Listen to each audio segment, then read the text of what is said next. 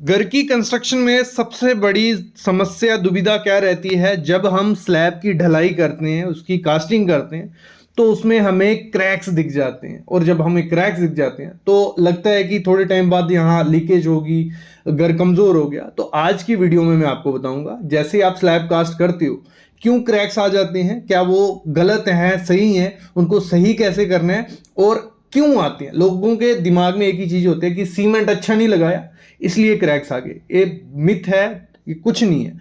5 से 6 रीजन होते हैं जब भी स्लैब कास्ट करते हैं। अगर वो 5 से 6 काम अच्छे से करोगे, गारंटी है स्लैब नहीं आएंगे, स्लैब की स्ट्रेंथ भी बढ़ेगी और कोई दिक्कत नहीं आने वाली है, लीकेज नहीं आएगी। देखो जी, सब जब भी स्लैब को कास्ट करना है, जो उसका कंक्रीट बनेगा, माल बनेगा, उसमें एक्स्ट्रा पानी नहीं डालना है। जो भी आपका ठेकेदार होगा वो करते क्या, उनकी लेबर जल्दी से काम कर सके या इजिली कंक्रीट को बिछा पाए तो वो पानी ज़्यादा डालते हैं। और आपको भी लगता है कि पानी ज़्यादा डालेंगे अच्छे से कंक्रीट होगा। सबसे बड़ा कारण ही स्लैब में क्रैक्स आने का क्या है? एक्स्ट्रा पानी हम लोग डाल देते हैं।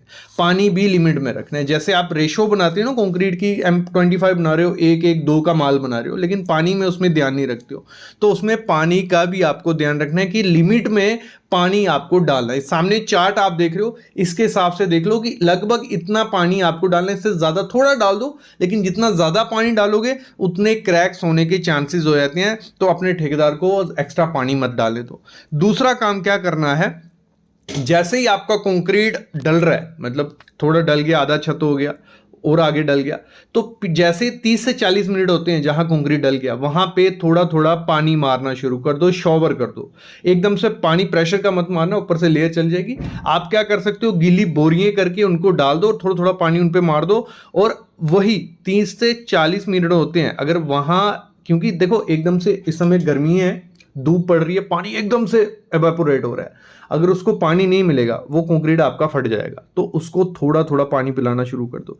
अगली क्या चीज होती है, जब भी स्लैब की शटरिंग होती है, उसमें जो वर्टिकल प्रॉप्स डाली जाती हैं उनको प्रॉपर से देने। नीचे ईंट रख ली या इतनी ऊंची कर दी, ईंट का पट्टा बना दिया, जब मिट्टी रख दी, अगर आपका कंक्रीट जब डलता है थोड़ी भी शटरिंग बैठेगी, थोड़ी भी, तो आपका क्रैक्स पूरी स्लैब में, 6 इंच की स्लैब होगी ना, पूरा क्रैक। सबसे खतरनाक क्रैक्स कौन से होते हैं? सेटलमेंट क्रैक्स, जो क्रैक्स डीप तक होते हैं, ऊपर से नीचे तक, वो क्रैक्स में लीकेज के साथ चांसेस सबसे ज्यादा होते हैं। और यहीं पे गलती होती है, जो आपका ठेकेदार है वो जल्दी में लेबर बचाने के चक्कर में जो आपकी शटरिंग करेगा उसमें जो वर्टिकल प्रॉप्स लगाएगा, जो बल्ली लगाएगा, वो दूर दूर लगाता है और सही तरीके से नहीं लगाता है। और आपके घर में क्या होता है, डीप क्रैक्स आ जाते हैं स्लैब में, उनको सही करने का तरीका भी नहीं होता, बहुत मुश्किल होती है। तो मैं मस्ट कहता हूं, जहां एक सपोर्ट की जरूरत है वहां डबल कर दो, क्योंकि सपोर्ट्स अच्छे से होंगी तो आपकी स्लैब में क्रैक्स नहीं होंगे। और ये क्रैक्स सबसे खराब है।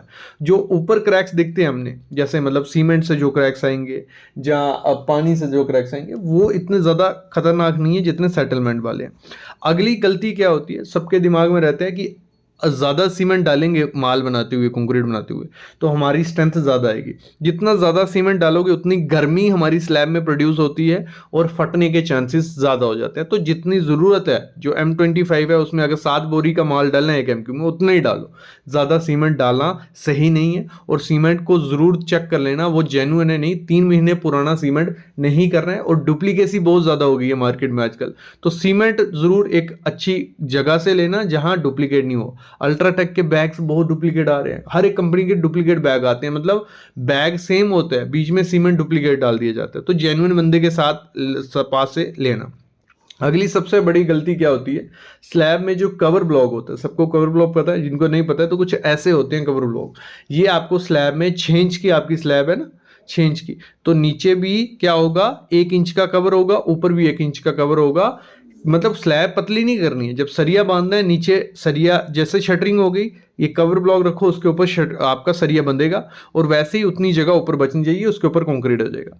जब ये कवर ब्लॉक प्रॉपर से होता है तो आपके स्लैब में क्रैक्स नहीं आते। नहीं तो मोस्टली क्या होता है, ऊपर का कवर होता नहीं है, 6 इंच का कंक्रीट डाल देते हैं। सरिया क्या करता है, वो आपके कंक्रीट को फाड़ डालता है। अगर उसके ऊपर 1-1.5 इंच की जगह नहीं होगी, सरिये के ऊपर कंक्रीट नहीं होगा, तो आपके सरिये में उधर क्रैक आने ही आने, और वो क्रैक सबसे खराब है। उसमें पानी घुस जाता है, आपका सरिया खराब हो जाता है। थोड़े टाइम आप बाद देखते हो आपका नीचे से प्लास्टर गिर रहा है, क्योंकि सरिये पे पपड़ी बन जाती है और पपड़ी प्लास्टर को रुकने नहीं देती है और आपका प्लास्टर गिरने लग पड़ता है। तो ये सबसे बड़ा कारण होता है आपकी स्लैब में क्रैक आने का।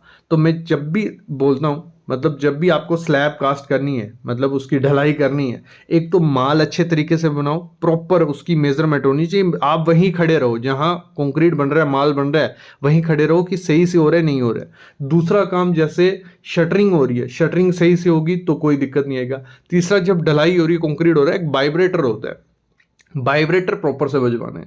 वाइब्रेटर अगर सही से बजवाओगे तो आपका कंक्रीट की एक अच्छी से बॉन्ड भी बनेगी और क्रैक्स के चांसेस और ज़्यादा कम हो जाते हैं। अभी ये हो गया कि क्रैक्स आते क्यों हैं, ये 6 रीज़न होते हैं। ये 6 रीज़न सही कर लोगे, आपकी स्लैब में क्रैक्स नहीं आएंगे।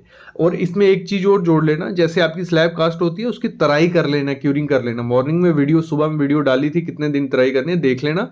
आपको पूरे 10 दिन अपने छत पे पानी भर के रखना है। अगर पानी भर के रखोगे तो क्रैक्स के चांसेस और कम हो जाते हैं।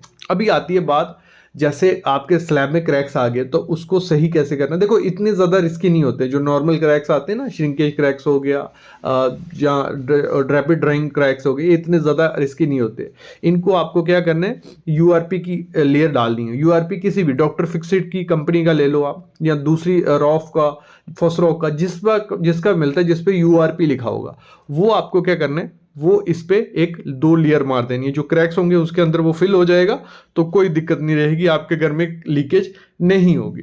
लेकिन अगर वो सेटलमेंट क्रैक है, सेटलमेंट क्रैक है, आपकी शटरिंग बैठी थी और क्रैक आया था, वो अंदर तक होता है, अगर वो हो गया तो उसके लिए प्रॉपर से वाटर प्रूफिंग करनी पड़ेगी आपके लिए। वाटर प्रूफिंग के ऑप्शन क्या है, ब्रिक बेड कोबा आप करवा सकते हो, टाइल आप लगवा सकते हो, चाइना मोज़ेक आप करवा सकते हो, या केमिकल वाटरप्रूफिंग करवा सकते हो कि पूरे छत पे 2-3 लेयर केमिकल के मार लिए, वो सही है। नहीं तो आजकल बहुत ऐसे केमिकल आ रहे हैं जो जिनसे वाटरप्रूफिंग भी हो जाएगी और वाइट कलर के वो रहते हैं। अगर सब वाइट कलर के हैं आपके छत पे, अगर आपने वाइट कलर मारा है तो आपके रूम का टेम्परेचर 6 से 7 डिग्री कम भी हो जाएगा। तो वो केमिकल को भी आप अपने घर में बनवा सकते हो, दोनों काम हो जाएगी, वाटरप्रूफिंग भी हो गई और टेम्परेचर भी कम हो गया। इसमें एक और चीज का ध्यान रखना, अभी गर्मियां आ रही हैं तो गर्मियों में सबसे ज्यादा चांसेस होते हैं क्रैक्स आने के। तो आपको क्या करना है, जहां तो सुबह जल्दी कंक्रीट शुरू कर दो, 6-7 बजे कंक्रीट शुरू कर दो, या तो वेट करो कोई ठंडा दिन आए, देख लो बारिश वाला दिन थोड़ा ठंडा रहेगा, उसमें कर लो, या तो शाम को करो। क्योंकि दिन में गर्मी में अगर आप 12, 1, 2, 3 बजे कंक्रीट शुरू करते हो, क्रैक्स आने के चांसेस डबल हो जाते हैं। तो ये चीज़ का भी आपको ध्यान रखना है। और गर्मी में जो पानी उसमें यूज़ करोगे वो ठंडा करना, भले उसमें बर्फ़ डालनी पड़े, और तराई करते रहना, क्यूरिंग करते रहना, नहीं तो दिक्कत आएंगी। बाकी डरने की जरूरत नहीं है, कंक्रीट में उसका नेचर है, उसमें क्रैक्स आएंगे ही आएंगे, बस आपको थोड़ा ध्यान देना है और उनको थोड़ा सही कर लेना है। मेरे ख्याल में आइडिया लग गया होगा कि आपको स्लैब की कास्टिंग के दौरान क्या ध्यान देना है। ऐसी वीडियोस मैं हमेशा लाता रहता हूँ, आपकी हेल्प भी होती है। और इसके रिलेटेड कोई भी क्वेश्चन होते हैं आपको, अगर और कोई डाउट्स हैं इंटीरियर को लेके, घर की कंस्ट्रक्शन को लेके, तो उसके लिए एक कंसल्टेशन कॉल का मैंने अरेंजमेंट किया हुआ है। डिस्क्रिप्शन में इसकी डिटेल रहेगी, थोड़ी फी आपको देनी है। आपके कोई भी क्वेश्चन है, कितने भी क्वेश्चन है, आपके वो कॉल में क्लियर कर दिए जाएंगे।